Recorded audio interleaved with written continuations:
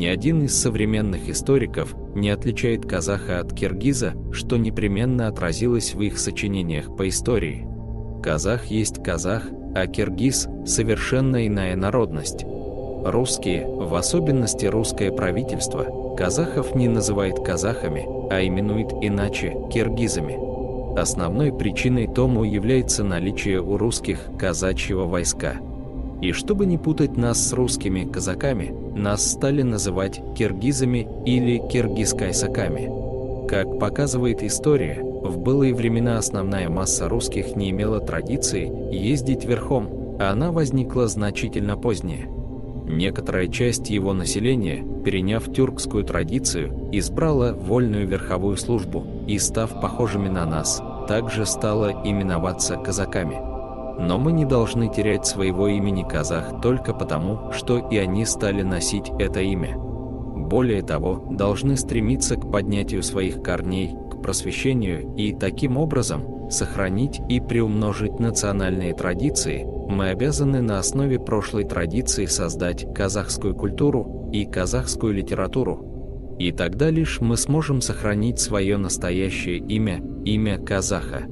Алихан Бакейхан. С 18 столетия в русских источниках, а затем и в европейской литературе казахов ошибочно стали называть киргиз-казахами и киргиз-кайсаками. Эти названия в 1867 году сократили до киргиз. Так почему же русские стали называть казахов киргиз-казахами? Ясно одно, сами россияне всегда признавались, что название казахов киргизами ошибочно. Вот, например, отрывок из книги российского этнографа и географа Мьендорфа «Путешествие из Оренбурга в Бухару», написанное в конце XIX века. Я закончу отступление о киргизах одним замечанием. Они не называют себя киргизами, а именуют казахами, что означает «всадник», по мнению одних, «воин», по мнению других.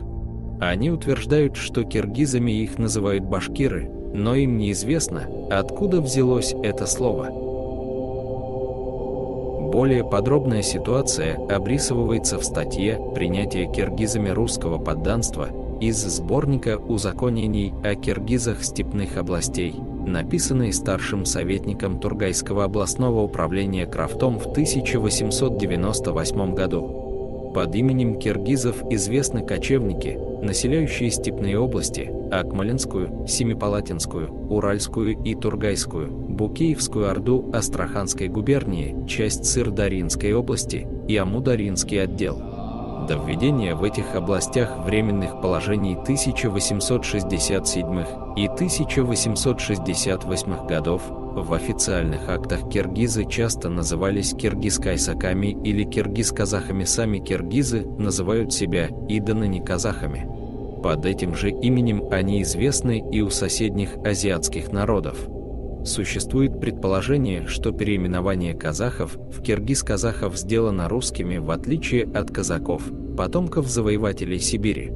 Когда Сибирь была населена русскими очень слабо, киргизы, черные или дикокаменные, отличавшиеся, по словам китайского писателя Циши, жестокостью и зверонравием, часто нападали на города и села и на купеческие караваны и тем самым сделались ненавистными своим соседям, которые с названием «киргиз» привыкли соединять нечто страшное, дикое и зверское. По удалении черных или дикокаменных киргизов в Туркестан соседями русских оказались другие кочевники, казахи, которые много причиняли беспокойств и вреда населению южных сибирских областей. Чтобы отделить кочевников-казахов от казаков русских, пришлось дать первым дополнительное название, и притом такое, которое могло создать ясное для всех представление об этом народе. Но подыскивать особое название казахам не пришлось. Они за свои хищничества и набеги уже получили кличку в виде брани киргизов, и эта кличка была прибавлена к действительному названию их, откуда и получилось наименование киргиз-казахи, впоследствии измененное в киргиз-кайсаки, а затем сокращенное киргизы. В 1925 году было восстановлено самоназвание народа казак. В 1936 году было введено в официальное обращение широко распространенное ныне слово «казах». Оно представляет собой очередное, позднее искажение истинного названия «казах», сделанное опять-таки для предотвращения путаницы с ненавистными большевикам русскими казахами.